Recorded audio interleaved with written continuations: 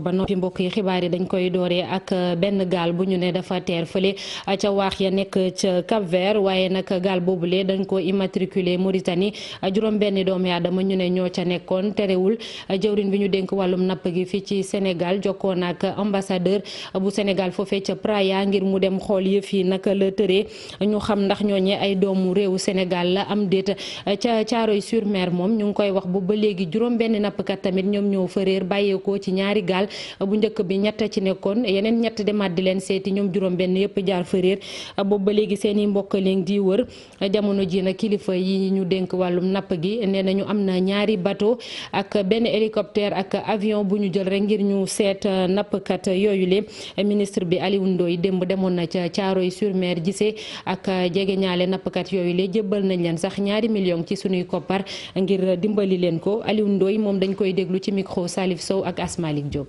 tey dañ ñëw ak direction yi nga xam ne ñooy liggéey ci wàllu boobu yëpp ci ministère des pêches et de l'économie maritime pour ñëw seet suñu mbokk yi Thiaroye dalal seen xel ni état bi mu yëgee tiis bi ba léegi ñu ngi def suñu kéemtalaay kattan pour jéem a fort gis suñu mbokk yi nga xam ne ñu ngi géej dalal seen xel ni recherche yi ñu ngi continuer que moyens yëpp muy yi marine nationale yor waaye suñu relation aussi ci yenn programme yu mel na Frontex yooyu mobiliser nañ ko itam suñu relation ak dëkk yi ñu wër muy Cap Vert muy Gambie muy Guinée muy Mauritanie ñoom ñëpp yëgal nañ ak navire yi nga xam ne dañuy jàll ci eau sénégalaise ñoom ñëpp yëgal nañ leen ni fi mu ne ni ñàkk nañ suñ juróom benni doom ñu nekk ci biir géej ñoo xam ñu ngi leen di wër pour ñu jàppale ñu ci seet boobu te incha allah seet bi du taxaw ba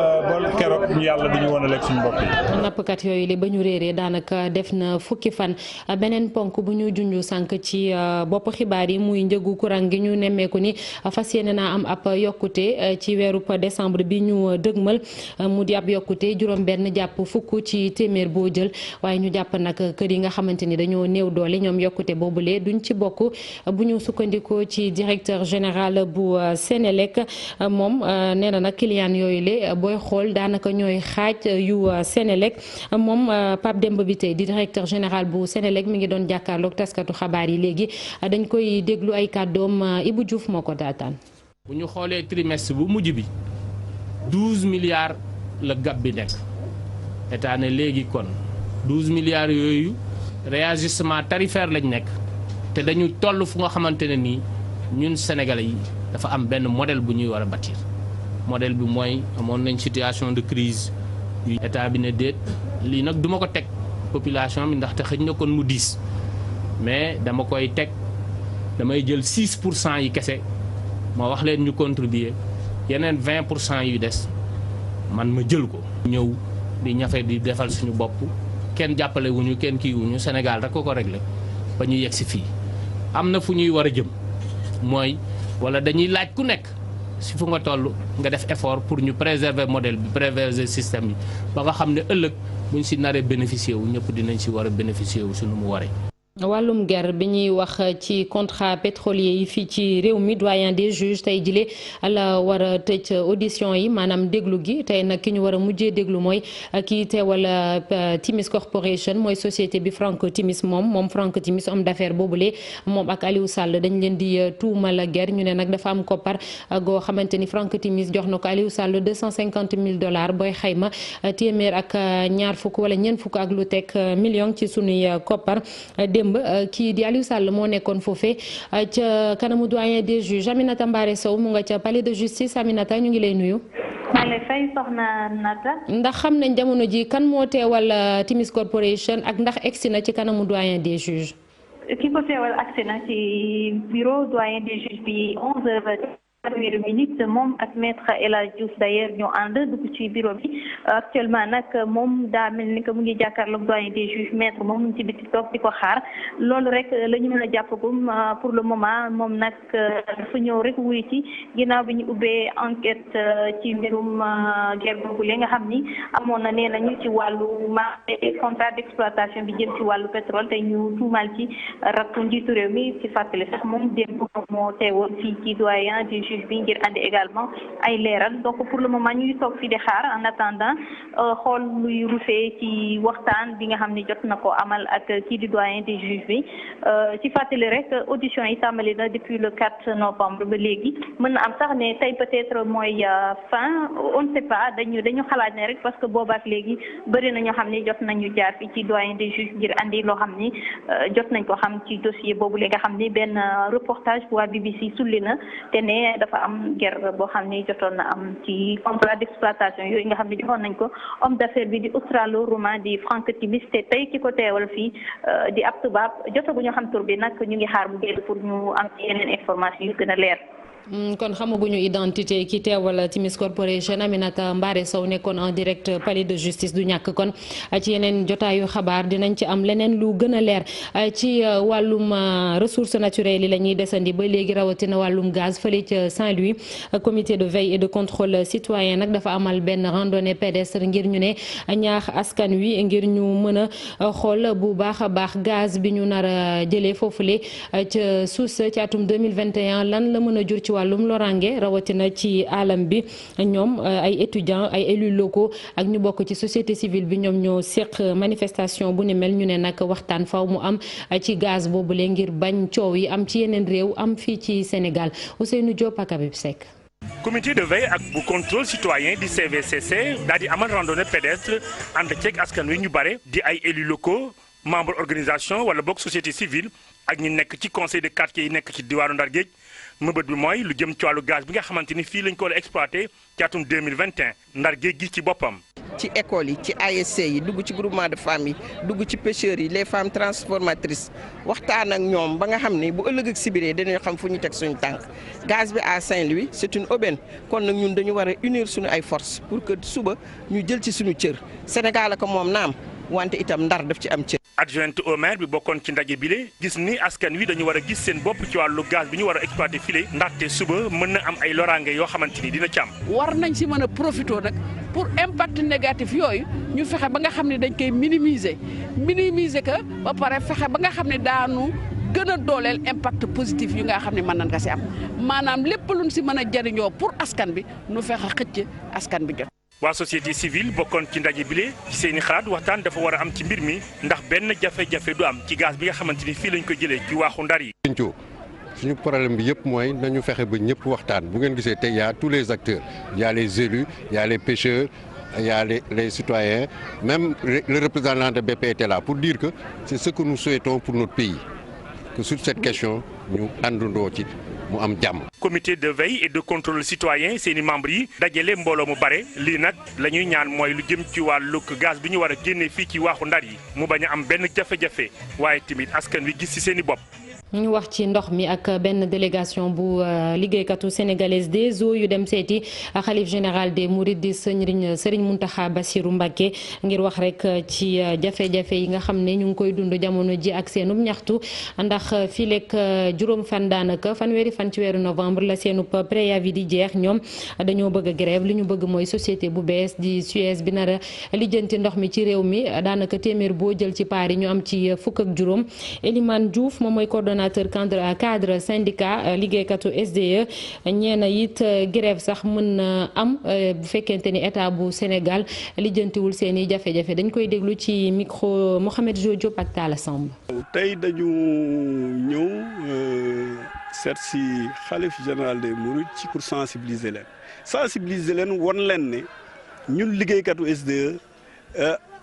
conflit bi ñu am ak gouvernement du Sénégal mooy et négociation yi point yu bëri xëy na am na yuñ ci d'accord am na yoo xam ne d'accord uñ ci bi ci njëkk biñ d'accordul ak ñoom mooy bi ñuy laaj 15% ci capitalu société bu bees bi. beneen jafe-jafe bi mooy processus su passation de service bi dañu bëgg syndicat yi saytu lépp loo xam ne acquis la woon muy ci personnel bi muy ci wàllu avantage yi nga xam ne négocié woon nañ ko ba nga xam ne dañ koy leeral ba société bu bees buy commencé duñ ci fell benn virgule. te ba léegi liggéeykat yi kenn laaju leen seen position syndicat yi ba léegi rencontré wuñu autorité yooyu yaakaar nañ ne loolu aussi leeralul fi ñu jëm bu ñuy démarrer le 1er janvier 2020 loolu moo nekkoon suñuy tànk. waaw préavis de grève bi moom mu ngi expiré le 30 bii ñu jëm et effectivement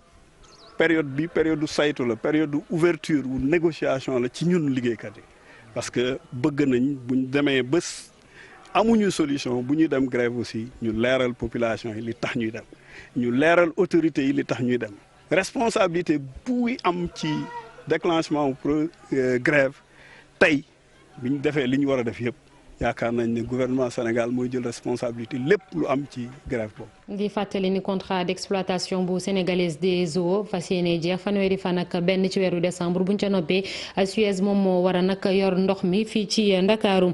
mbirum taalibe yi ñu ne dañu leen doon jeng fële ca Jaañ nga ca Ñambur sëriñu daara ba Cheikhouna Gueye moom ak yeneen i juróomi nit yu ñuy tuumal ni ñoom ñoo àndandoo def lu ni mel daanaka démb dañoo fanaan ca maison d'arrêt de correction bu Louga dañ leen placé sous mandat de dépôt seenub atte ñu ngi ko nar a amal ni ki ëllëg xale yeeg fitna giñ leen di teg yenn saay am na ñu jàpp ni du guleet fii ci réew mi moo xam dañ leen di dóor wa yenn saay ñu ne seeni bakken di ci rot wala sax ñu leen di yanwaan loo ci mbedd mi ñu bëri gis ni loolee du yoon état bu Sénégal ñaari at ci ginnaaw am na benn programme d'urgence bu mu fi tegoon ngir fexe ba xale yi nekk ci mbedd mi di yalwaan ñu génne leen ci ñu déglu ci ab gëstu bu ñu ci Abi Faye defal jaare ko ci benn documentaire bu Evenprod.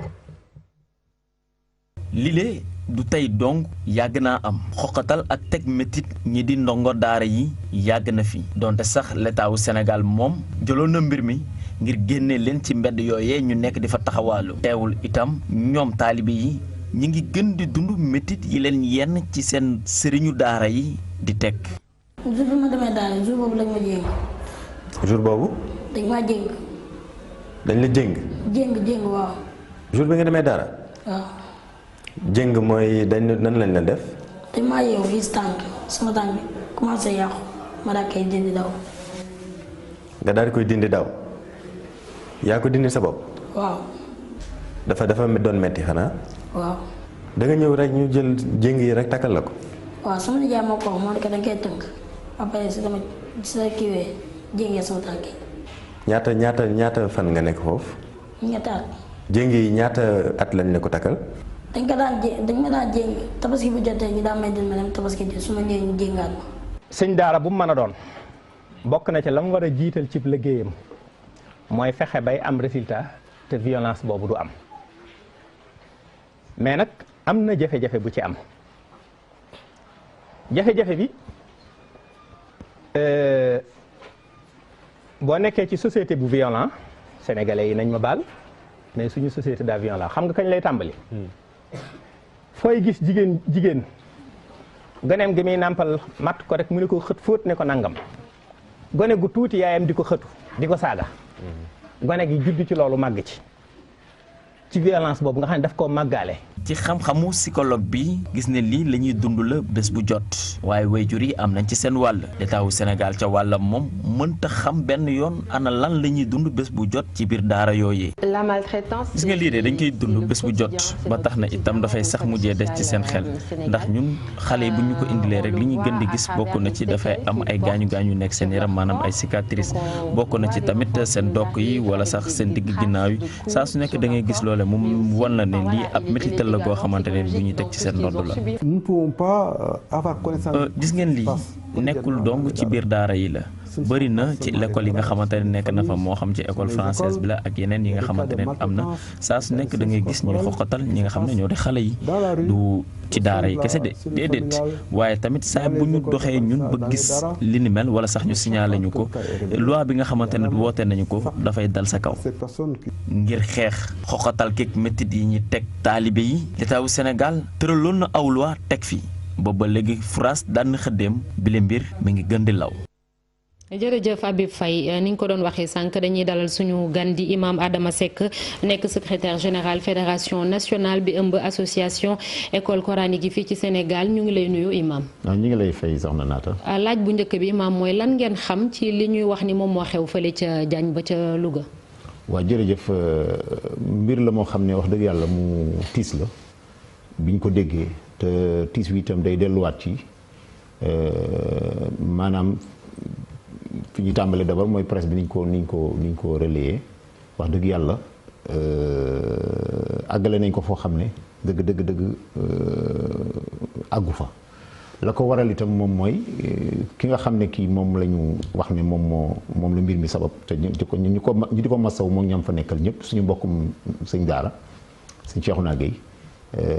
day ab sëriñ daara boo xam ne bu ñu ràññee xam ko ci liggéeyal am réewam waaye surtout ci yar ak njaboot goo xam ne gii dañ leen ko dénk ngir mu war leen jubbanti ngir mu war leen jàngal ba am ci ay résultats nag yoo xam ne yi moom xëy na peut-être wet googu moom ruq la boo xam ne yéen journalistes yi àggagu leen ci maanaam li mu def ba tax ñu tuumaal ko moom la journalistes yi exploité waaye la mu produire ci ay résultats ca fa mu ne yaakaar naa bu ngeen ko gëstu woon di ngeen xam ne kooku jariñoo ay xale ak di leen teg ci condition yoo xam ne day mel ne maltraitance bu xale la loolu tax ko woon a jóg. li ñu wax ne dañoo deñ ay xale jàpp leen jeng leen jël ay chaîne leen loolu am la wala amul. ci xibaar yi ngeen am yéen mënuñu ko weddi ndax ñun suñu responsable yi nga xam ne ñoo fa nekk. ndax xam na ay photo yu circulé ci internet loolu yi sax ndax léegi nekkatul taskatu xabaar yi kese ñoo mën a siiwal. ci laay ñëw ay xibaar ak ay images. ci laay ñëw muy lu ñu metti lool nag. muy lu ñu metti lool ndax gis nañ fi yu ko gën a garaaw yoo xam ne wax dëgg yàlla fi ñu àggalee cas bi moom wax dëgg yàlla àggale wuñ ko fa. ndax lan lañ ci yokku. liñ ci yokku bokk na ca mooy maanaam d'abord man li may njëkk ñaawlu moom mooy gis nañ ne ñi koy dénoncé di ñu leen di tuddee ay droits de l'homme nga xam ne daanaka ñoom ñoo porté combat bi ba daanaka mën naa wax ne gars yi luñ ci def lu ne ci ñoom lañ ko jaare am na ci lu bari loo xam ne lii daanaka buñ ko dee wax da ngay yëg ni lii ak ñàkk xam gu rëy mi ngi ci wala boog am nañ ci ay jubluwaay yoo xam ne moo tax ñu di ko def. comme lan par exemple. Le fait que ñu ne xale bi kenn sauvegardé wul maanaam intégrité physique am te xale bi intégrité morale am moom la ñu waroon a njëkk a sauvegarder c'est-à-dire le fait que ñu fekk leen ci condition yoo nga xam ne ci lañ leen fekk jàpp leen ci waroon nañoo gëstu ba xam lan mooy sabab bi tax xale yi ñu jéng leen donte ñu duñu cautionné jéng parce que boo xoolee la plupart des daara ñu ci bari boo fa demee doo fa fekk jéng te ñu ngay jàng mu wér mais bu amee nag ay quelques daara yoo xam ne peut-être ma nga fay am war nañoo gëstu d'abord lu ko fa yóbbu lu waral tamit sëriñ bi accepté ko ak lan mooy jubluwaay ci xale bi ñu def ko loolu ndax ñu bare dañoo jàpp ni jéng gi maltraitance la dañuy liggéeyloo xale bi dañ koy def lii mais koo jéng doo ko mën a liggéeyloo. du maltraitance jéng bi. non pour ñun. jàpp nañ ne ci ñenn nag ñi nga xam ne ñi maanaam ñoom lañ koy def parce que boo demee ca daara ji ëpp nañu juróom fukk ëpp nañu degee nañ téeméer mais comme ñaata xale lañ ci jàpp jéng leen lan moo waral ñu jéng leen moo mat a laaj. lan moo waral loolu kay parce que xale bi dañuy bañ ëllëg ak si biir parce que dafa am xale yi ci biir xale yi ñoo xam ne pour nga jàngal leen ñu mën a mokkal parce que dafa am ay méthodes yoo xam ne ci la ñuy jàngale ay xale pour la nga bëgg ci ñoom nga mën ko réussir am na ci ñoo xam ne boo leen xoolee rek xam nañ li nga bëgg a wax am na ci ñoo xam ne il faut nga jëflante ak ñoom am na ci ñoo xam ne moom mënoo jaar fenn ba duñu jéem a defi pexe pour génn ci daara ji ba yow la tax mission bi nga xam ne yow moom lañu bëgg ci yow pour nga def ko ci ñoom loolu doo ko mën mooy xale bi dafa war a jàng gi ñu koy jàngaloo nag day metti ci moom ku ne xam ne jàng dafa metti ci gone pexe yu ñu mën a def nag moo xam tëg miir ay risques yu bare nga ci ak génn gi ñuy génn ba rëcc bu ñu génnee fan la ñuy dem ci mbedd mi di taxawaalu finalement dañuy mujj nekk ay fàqamaan dañuy mujj nekk ñoo xam ne ay agresseur la ñuy doon ñooña nag pour éviter leen loolu moo tax groupe su ndaw soosu nga xam ne ñoom la ñuy jël bu téye leen donte la nag wax naa la sànq ne cautionné wuñ ko mais buñ ko defee dama jàpp ni li ñu war a njëkk a sàmmal xale bi mooy xool kii ban avenir lañ koy préparer moo tax ñu def ko lu mel nii. mais imam ndax li ngay wax amul benn paradoxe yaa ngi naan cautionné woo ko waaye yaa ngi naan tamit buñ jéngee xale yi am na lu ko waral est-ce que y a pas d'autres méthodes est-ce que amul yeneen méthodes yoo xamante ne moom la ñu war a jëfandikoo pour xale yi li ñu leen di jàngal mu mën a dugg seen bopp te duñ leen enchaîner duñ leen takk parce que ñu bëri image yi moom moo leen choqué li ñu jël xale yi takk seen tànk image yi moom defe naa ni ñu ko wanee moom am na ci yoo xam ne sax jàpp naa ni image yi ñu publié jàpp bokkut ak image yi nekk foofu te jàpp ni dañ koo monté image am na ci yu bari yoo xam ne du ma ne li ñu wane lépp de mais am na ci say mbokki journalistes yoo xam ne moom vraiment dañuy ñaawlu seen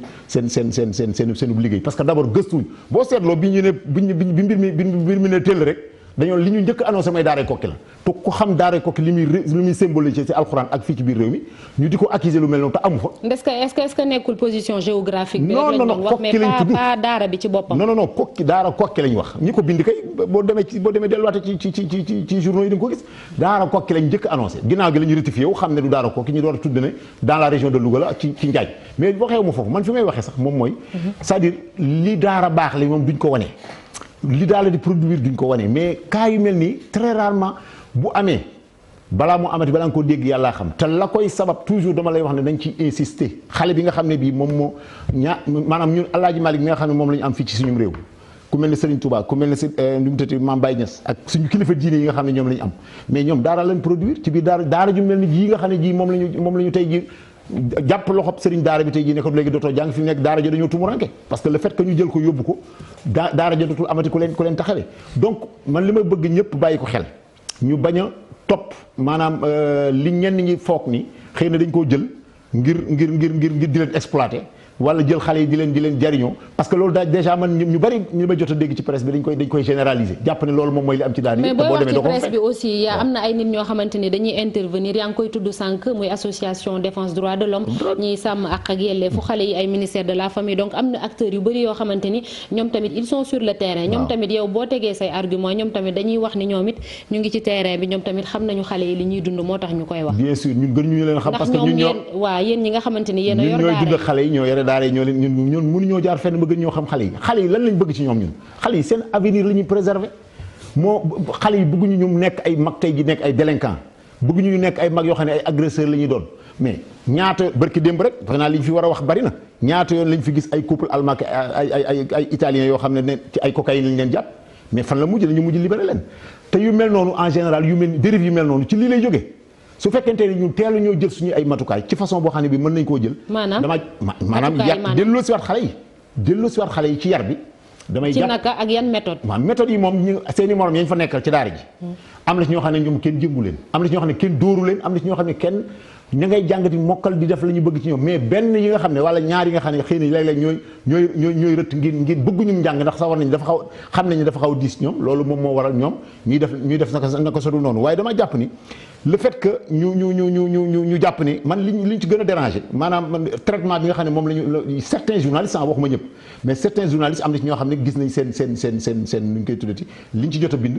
mais am na ci ñoo xam ne moom dañoo diaboliser daara ba nga xam ne ci façon boo xam ne da ngay yëg ni da ngay sentir ni ñii moom daara waxuñ ci dara dañ ko bañ loolu moom la ñuy njëkk a jàngat beneen bi ci des mooy ñu clarifier aussi dañu war a clarifier que ni maanaam sëriñ daara bi du esclavagiste am na ñu ko traité noonu am na ko jàpp ni kii moom fa maanaam jaaroon ak tubaab ya moom la bëgg a jaar ak gone yi ci jéng leen ak di leen def na leen mais ki ku jéng gone teg ko fi barab di ko jox muy lekk di ko jox muy naan bu waxtu tari jotee faaw dana moo ko jéem a mokkal bu paree bu fekkente ne la sëriñ bi bëgg ci moom am na ko da koy daal di dindi imam coow loolu noonu bi mooy li xew fële ca Diagne ak yeneen moo waral ba xaj na ay at ci ginnaaw état bu Sénégal di wax ci projet modernisation des daara muy ay réforme ay coppite yu ñuy indi ndax dañuy wax ay daara traditionnel wax daara moderne ci ay simili yu gàtt rek lan moo ci seen xalaat ci wàllu woowu ak liggéey bi fan la tëree ndax ñu ngi dégg ki ñu dégg projet boobu la ne am na fanweer ak juróom-benn yu fas yéene ubbi fii ak njeextalu at bi ci juróom-benn fukk ak ñeent yi état bi nara ubbi. waaw loolu moom ñun am nañ ci tuuti xam-xam ndax liggéey bi nga xam ne bi maanaam ñoo ko seqoon ak état bi daan nañ ñu ci impliqué yu ci bare bare daan nañ ci bokk bon ñu ngi toog di xaar nag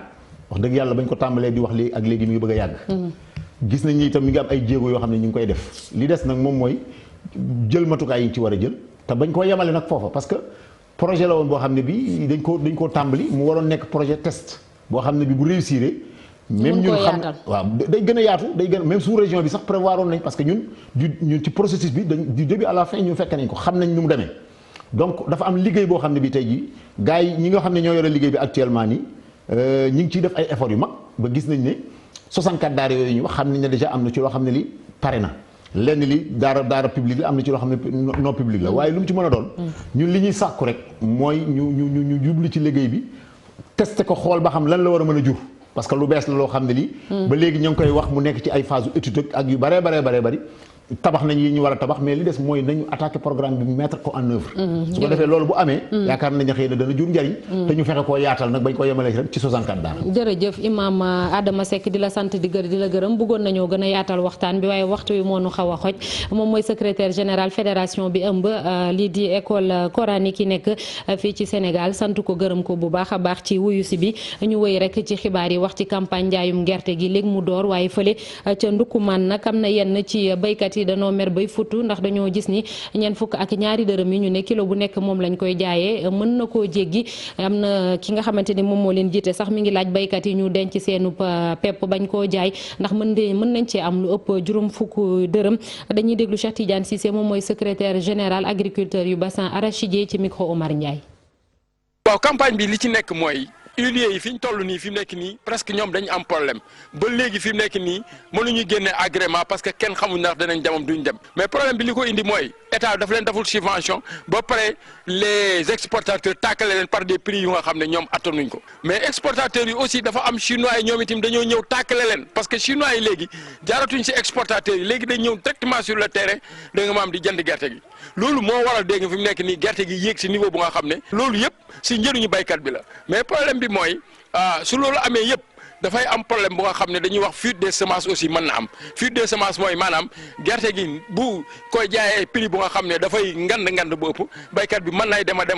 ba yëf yi tondi ko dégg nga mu ne naa jaay sama gerte gi bu nawet jotee ma jënd donc tous ces problèmes réunis dafa laaj une grande réflexion pour ñu xool yan la ci nan lañ ci mën a coordonner de sorte que xaaj yooyu dégg nga maam bu ci nekk am pàcc nan lañ ko mën a def ba nga xam ne dina mën a jaar yoon sinon vraiment dañu nekk difficulté te gerte te aussi dafa bëriwul quantité bi bëriwul aussi donc yooyu yëpp dafa nekk problème yu nga xam ne yaakaar naa ne il faut que ñu jéem koy xool naka lañ koy dox.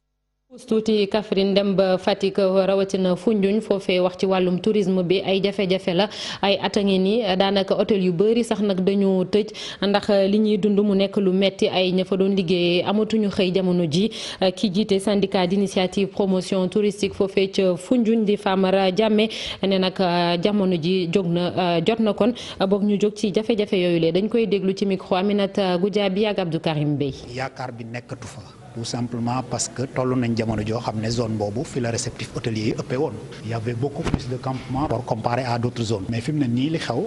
mooy que campement yu bari par exemple dañuy tëj déjà hôtel bu mag bi sax tëj na. ay mère de famille père de famille ñoo xamante ne par exemple voilà dañ doon yor benn famille gérer benn famille aux alentours maintenant 80 personnes par exemple bu ñu liggéeyatuñu tu vois un peu ce que ça fait. donc loolu métti na quoi sans compter aussi yeneen campement yi nga xamante ne dañu amoon benn genre type clientèle. mais comme kaaw hôtel Foundiougne bi ñu ngi ciy def ay jéego wax nañ ci lu yàgg parce que déjà fi mu féete mu nekk rafet na njekk na moom bu fekkee ne dem na ba mënatul par exemple gérer hôtel am non nañ ko jël ci moom mbaa mu jaay ko jox ko keneen koo xam ne nekk na ci disposition mën a gérer hôtel bi. parce que quand même situation boobu gis nga hôtel bi ni mu mel fi mu situé woo non ku xam liggéey bu ko yoree investir ci mais beneen affaire. Faty Dieng ñu gën koo xamee taskatu xabaar ci groupe Futur Média rawatina télévision bi moom mi ngi génne ab téere bu njëkk duppee ko chambre 7 mu ci wax nag ay thèmes yu bëri yoo xam ne dafa yitteel société bu Sénégal lu ci mel ni wàllum viol inceste ak ñi nga xam ne bu ñu génnee ci kaso bi dugalaat leen ci société bi ñu dund nekk na lu jafe moom nee na nag bind nekk na lu mu yàgg bëgg jamono ji la ko yàlla dogal mu jëmmal ko Aïssatou Paye daje nañoo ak moom ca fil dak baak Gervais Yao. juróom ñaari waxtu toftal na fanweeri simili ak ñaar tey nag dafa woon ginnaaw téléspectateurs yi janook lecteurs yi jël ay page blanche yu bëri xaatim si ab téere Faty Dieng nag du dafay jéem bind yàgg na ko def ba muy doon tout tànk ba tey nekk journaliste reporter tey nag dafa jël